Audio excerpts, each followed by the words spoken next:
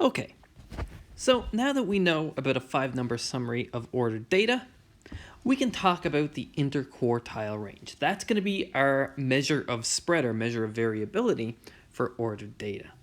So all that the interquartile range is, it's the distance between the lower quartile and the upper quartile. So it's just take your upper quartile, subtract your lower quartile, and that gives you your interquartile range. And for this example, we have an upper quartile of 17, a lower quartile of 10. So the interquartile range is 7. The distance from the upper quartile to the lower quartile is 7. Now, when we're talking about extreme data points, just like we did with the mean absolute deviation, when we were talking about data in terms of means rather than ordered data and using the median, we need to determine when is a point too extreme to be considered usual. And it can be shown statistically a good choice is 1.5 IQRs past either the upper quartile, so 1.5 IQRs this way, and I'll do this a little more accurately in a second, or 1.5 IQRs in the other direction, less than the lower quartile. So let's figure these. We can call them fences, an upper and lower fence. So let's figure out our upper fence for the example that we have. So it's going to be the upper quartile, and it's going to be 1.5 IQRs. And our IQR we worked out, maybe I'll actually write this in terms of the formula first. We'll write this as the upper quartile. So it's the upper quartile 17, and it's 1.5 IQRs, which is 7 in this case, bigger than 17. So if we work that out, that's 17 plus 1.5 times 7, you can check, is 10.5. So this is 27.5. So we're going to say that if we had a data point past 27.5, then we would call it an outlier. Let's do our lower fence now. So that was our upper fence. Our lower fence, so it's going to be the lower quartile minus 1.5 IQRs. Remember, we're going 1.5 IQRs past the upper or lower quartile. So less than the lower quartile and more than the upper quartile. So if we work this out, our lower quartile is 10, and 1.5 times 7, so that's 10 minus 10.5, so that's negative 0.5. So we can say that at any point, if we had one, past negative 0.5, anything out here are outliers. They're too extreme.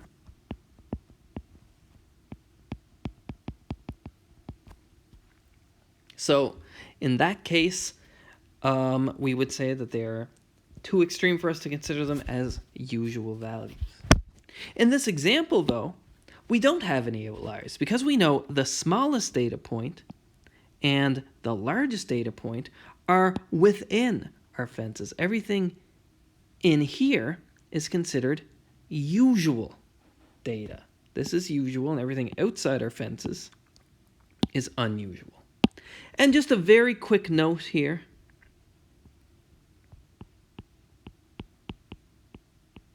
That note is as follows.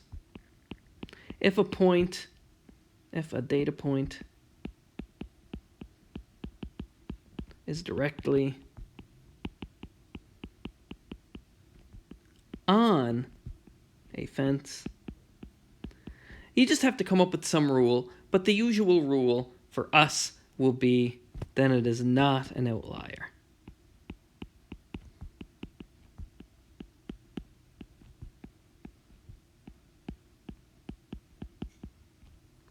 Getting a little messy there. I apologize for that. Let me box that off just a little bit better. So we don't have a data point outside our fences, so we don't have any outliers in this data set, however big this data set is. Remember, this data set doesn't have 5 elements. Remember, this is the 5-number summary of the data set. And remember, between each of these 5 numbers, there is roughly 25% of the data.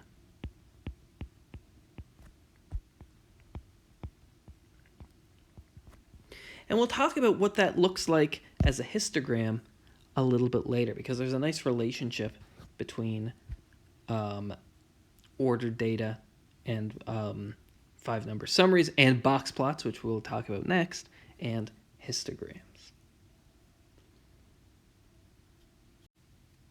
All right, so let's talk about a graph for ordered data called a box plot.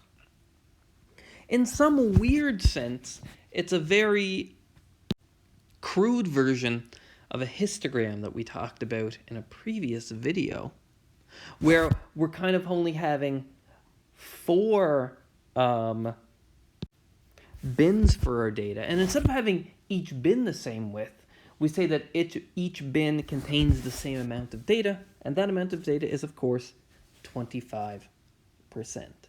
So the idea, it's going to look something like this. I'll just sketch one, and then we'll do an example on the next slide.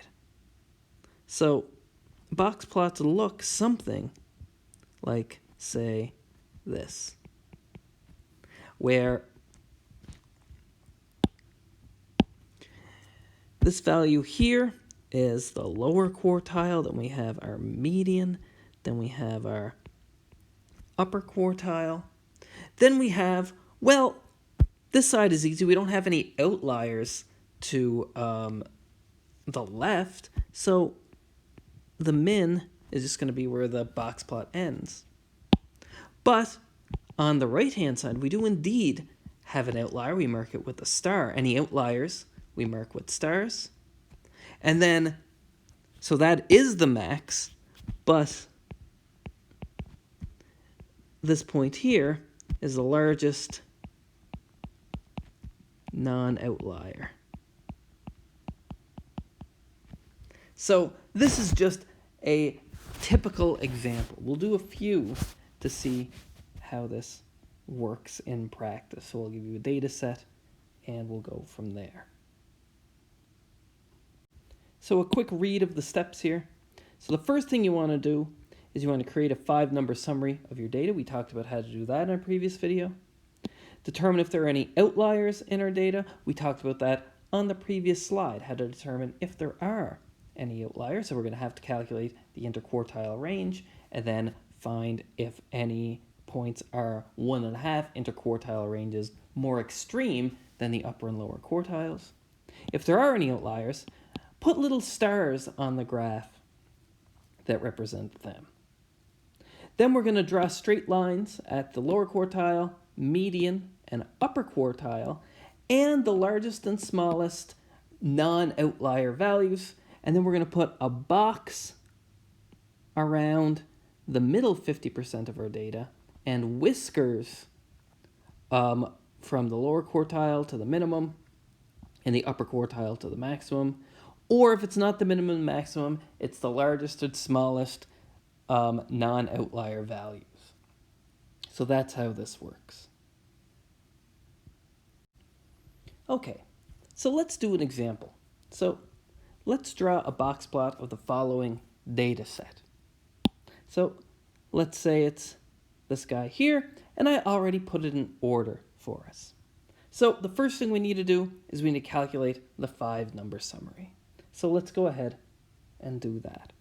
So let's find the median first. We have 1, 2, 3, 4, 5, 6, 7, 8, 9, 10, 11, 12, 13 data points. So we need the one in the middle, so the 7th. 13 plus 1 divided by 2 is 7. So 1, 2, 3, 4, 5, 6, 7.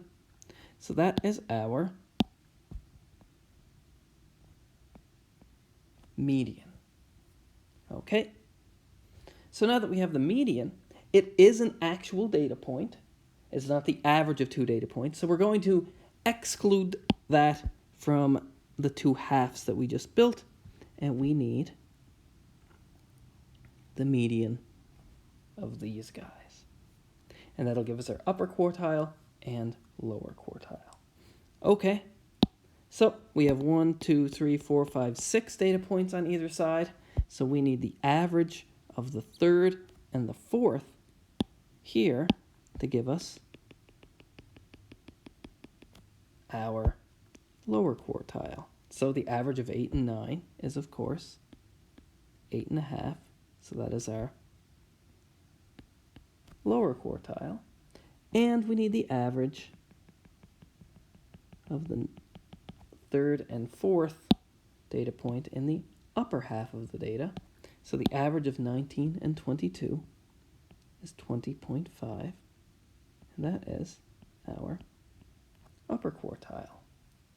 Okay, and we have the max and the min here. No problem. Min, max. Okay, so let's determine if there are any outliers. So we did step 1. Step 2 is determine if there are any outliers, because we need to put stars on our plot where there are outliers. So we need the interquartile range. So the interquartile range for this data is going to be the upper quartile 20.5 minus the lower quartile 8.5. So that is 20.5 minus 8.5 is 12. So our interquartile range is 12. Now our upper fence is going to be anything 1.5 IQRs bigger than the upper quartile. So it's going to be our upper quartile is 20.5 and then plus 1.5 IQRs. IQR in this case is 12. So it's the upper quartile plus 1.5 IQRs. Remember, 1.5 IQRs past the quartiles. That's our extreme values. So we work this out. This is 20.5 plus, well, 1.5 times 12 is 18. So this is 20.5 plus 18. So this is 38.5. And here, our lower fence. Same idea, but instead of using the upper quartile, we use the lower quartile. So it's going to be 8.5 minus 1.5 times 12. So that's 8.5 minus 18, which is, of course, negative 9.5. Okay, great. So now we can determine if we have any outliers. And we do. We have one outlier above. So this guy here, because it's bigger than 38.5, it's an outlier. So here's one outlier. It's too big.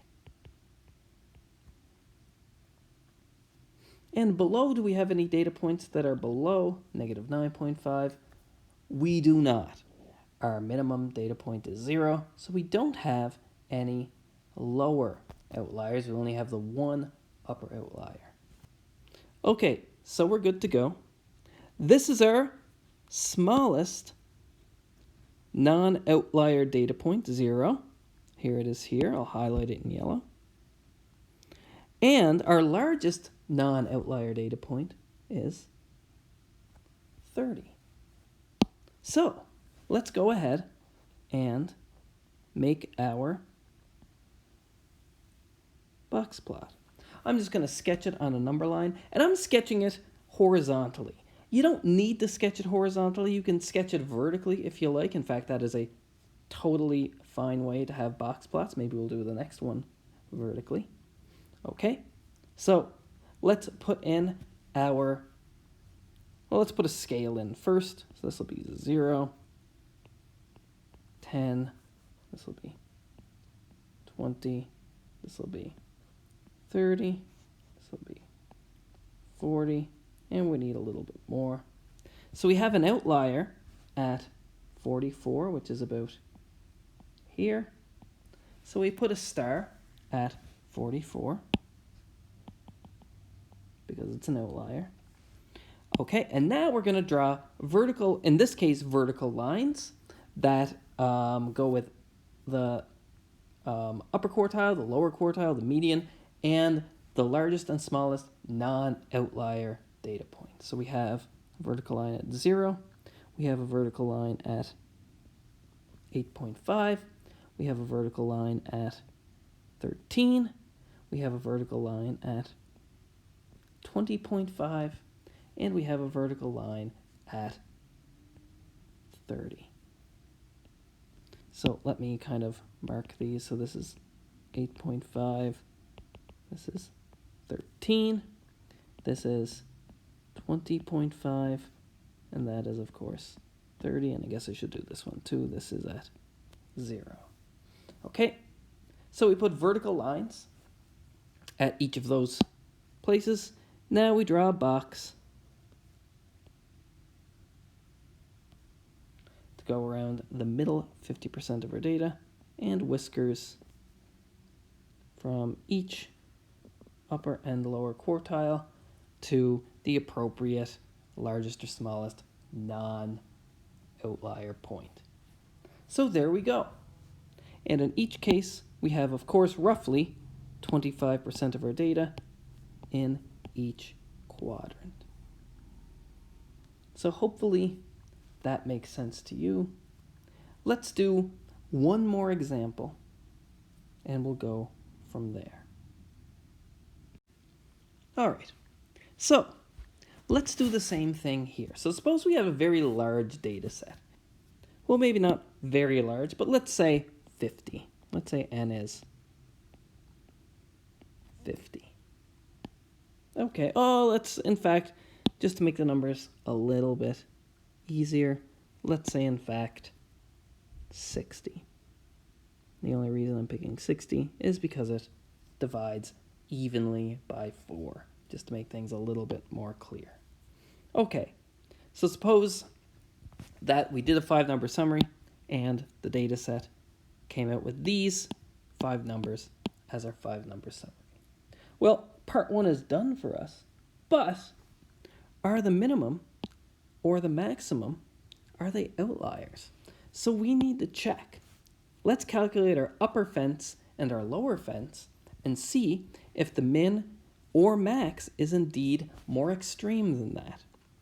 So in order to calculate our fences, we need our stand-in for variability, our interquartile range. So that is the upper quartile, 105, minus the lower quartile, 80, and you subtract that, we get 25.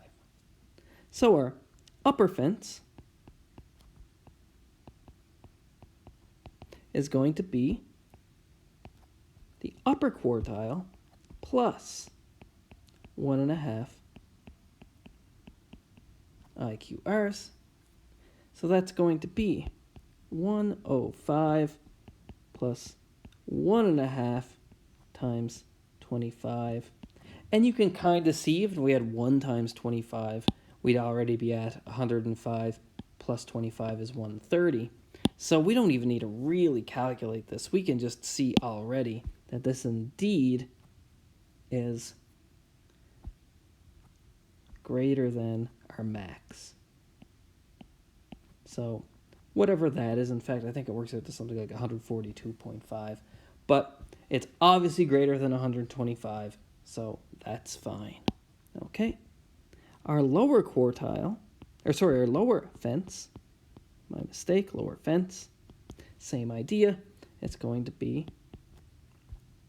the lower quartile minus 1.5 IQRs. Remember, 1.5 IQR is more extreme than the lower quartile. So that's going to be 80 minus 1.5 times 25. And again, it's pretty easy to see that this number here is definitely going to be less than 75. That's quite obvious, I would say. So we have no outliers. That's great. So all we need to do is we need to draw our box plot. So let's go ahead. And I don't want to start at 0. I'll just put some arrows here. So it starts at 75, so let's start at 70, 80, 90, 100, 110.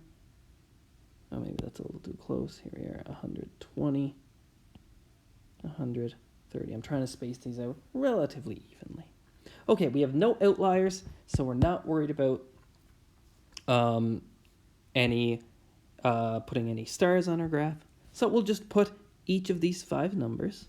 Here's 75, here's 80, here's 90, here's 105 is about there, and 125 is there. Okay. So let's draw our box in the middle. Here it is here, and our whiskers. So that is our box plot. And it tells us that, of course, there's going to be 50% of our data between 80 and 105. The middle 50% is in here. So this is the middle 50% of our data in here. And each of these sections, here's 25% roughly. Here's 25% roughly. Here's 25%. And here is 25%. Okay. So that is our box plot for the data. Now, pause the video and see if you can sketch what a histogram of this data would look like. Roughly. It doesn't have to be perfect, but think about what it means. So the distance from the minimum to the lower quartile is only 5 units. The distance from the upper quartile to the maximum is 125 units. So think about what that means for the amount of data in each section. Think about what that means in terms of the spread of the data.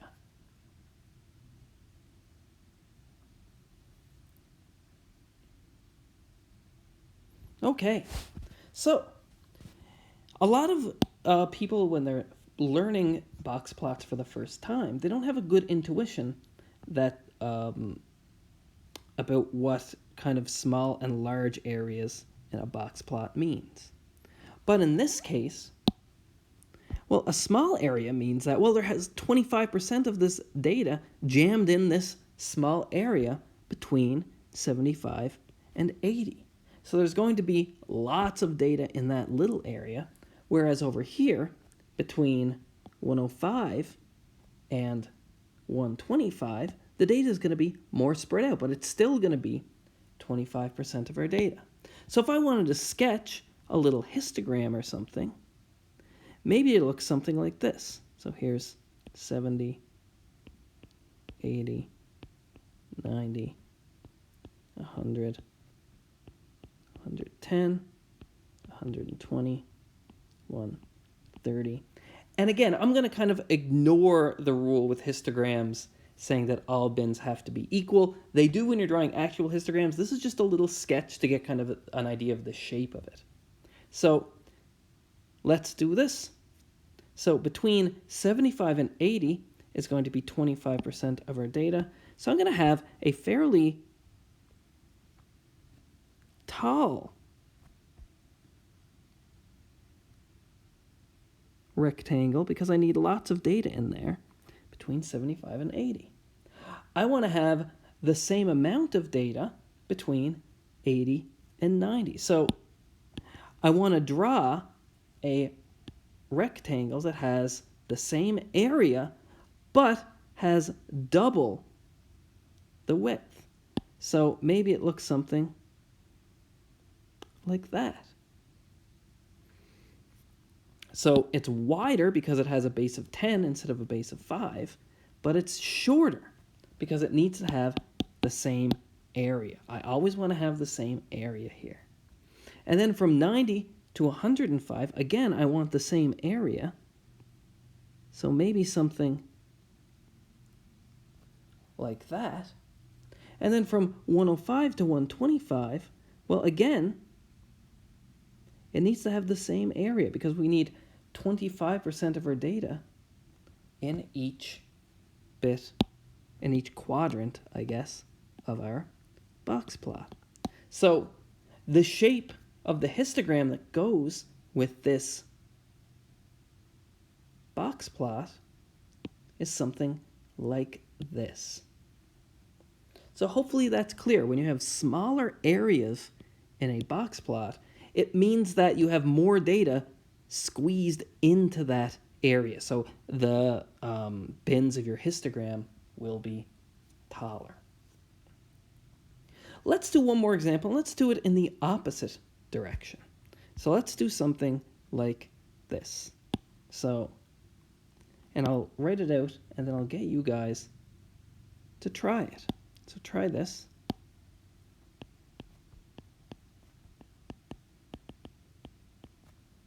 So I want you to sketch a box plot that corresponds to the following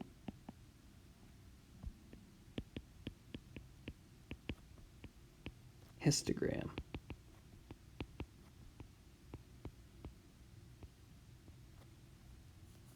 So I'm going to draw it with lots of bars. Well, I'll start drawing it with lots of bars, and then I'll give up. So let's say it looks kind of like this. There's one bar. There's another bar. There's another bar. And I'm going to make quite a few of them. So I'm going to be kind of lazy, but I think you'll get the idea. So it's going to start maybe somewhere like here. I'll just draw kind of a curve that kind of sketches the top of them. So let's say it looks something. In fact, maybe I'll go down even farther. So let's say it looks something like this, that these are our bars. And I'm just kind of sketching a curve that roughly looks like the top. So I think it's a good idea to pause the video now and just see if you can sketch a box plot roughly that looks like this histogram here. Remember, I'm just sketching the top of the bars with this blue curve.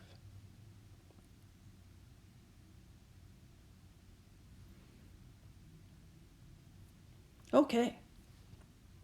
So hopefully you've realized that, well, there's not as much data at either end of this data set, and there's lots of data in the middle. So if I want to fit that into a box plot, and it's roughly symmetric, maybe there's a little more data to the right in the middle than there is to the left, but not too much more. But the key thing is there's not that much data on either end and lots of data in the middle. So if I was to draw a box plot that represented this, well, because there's not that much data on either end, I'm going to need quite a few of these smaller bars to make up 25% of my data. I'll need fewer of the bars in the middle to do it. So maybe it'll look something like this.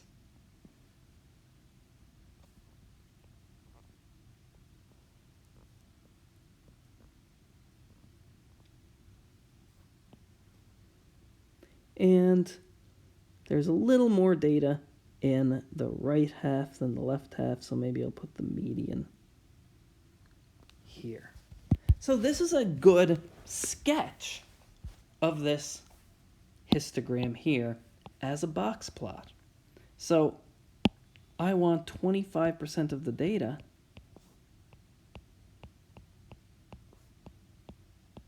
in each section. So roughly, if I was to break up my histogram in the same way, then I should have 25% of the data points in each section of my histogram.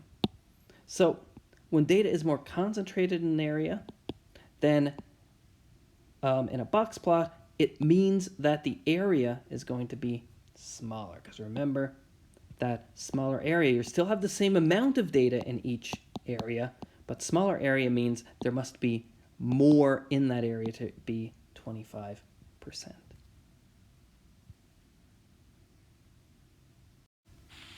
All right, I want to talk about reasons for outliers now. So I'm going to write down a data set of height of third graders right now, and let's say it's in inches. And while I do that, I'm going to talk about possible reasons for outliers. There are three main reasons that outliers could occur. One is a measurement error. So maybe when you were observing this value and measuring it, maybe you used your measuring tape incorrectly, or whatever measuring system you're using. Maybe you used the wrong units, something like that. Another one is recording error. I'm just counting how many I have so that I know how many to write down. Still, recording errors, well, maybe the measurement was fine, but maybe when you were recording the measurement, you made a mistake. Maybe you inputted it incorrectly. Maybe you transposed the numbers or something like that. Instead of writing down 56, you wrote down 65 by mistake. Who knows? It just got recorded incorrectly. And another one is a population error. Maybe a measurement comes from a population that you don't actually want in your data set. So that is another possible error. And if you notice outliers, a good thing to do is kind of think about if there is a chance that there was one of these three errors made. And if not, if you check that and everything looks good, then maybe it's just random chance. There's always, or I shouldn't say always, but there can be times where you're going to get some extreme values in data sets. And when you have large data sets, you will indeed, for almost with near certainty, have some extreme values. But it's a good idea to think about these outliers and see if a mistake was made. So here are our heights. And just by looking at this, you can see that there are a few values that stand out as unusual.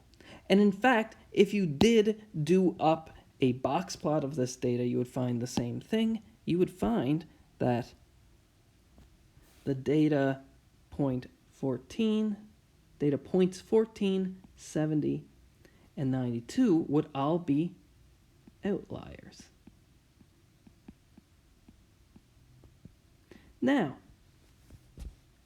there are no particular right answers for this because we can't go and look at the study and determine how these data points were both measured and recorded and who they belong to.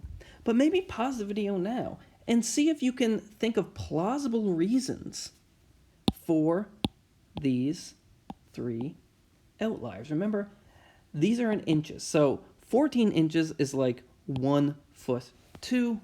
70 inches is about 5 foot 10. And 92 inches is something quite large indeed, probably 7'8" or something like that. And remember, this is the heights of students in a grade 3 class. So pause the video now and think about plausible reasons.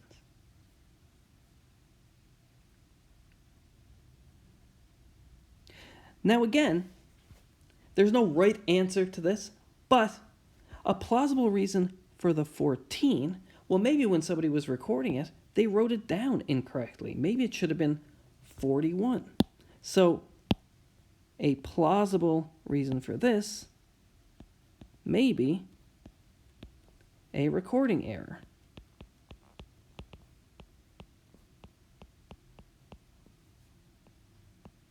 Maybe it should have been 41 instead. They just transposed the digits. Maybe it was something else too. Maybe it was a different recording error. Maybe it was a measurement error as well. We don't know. But we can check those in real life. We can go back and see if we can figure out reasons. The 92, well, I will say that you can see a typical height of grade 3 students is something around 35, 36 inches, so right around 3 feet tall. Well, 92, obviously, there are very, very few, if any, students that are about 8 years old that are 7'8". I would say probably none. So it's probably not random chance. It's probably some error.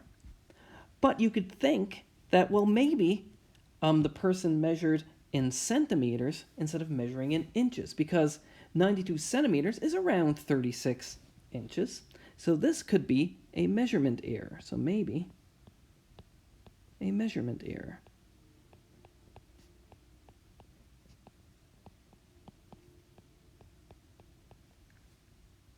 And then finally, let's talk about this 70. I'll do it in red so it stays separate. Well, one possibility, and again, we don't know for sure, but we could go and check if this was a real study. Well, maybe that this height, 5'10", well, that's an adult's height. Well, maybe by mistake that the teacher's height got recorded as well. So this maybe could be a population error. And depending on what you're studying, you can go back and check to see if errors were made. But these are 3 different types of errors, and they're very common errors that appear in data gathering. So it's always a good idea to be on the lookout for them. And if you see outliers, that's a good opportunity to see if any of these errors were made.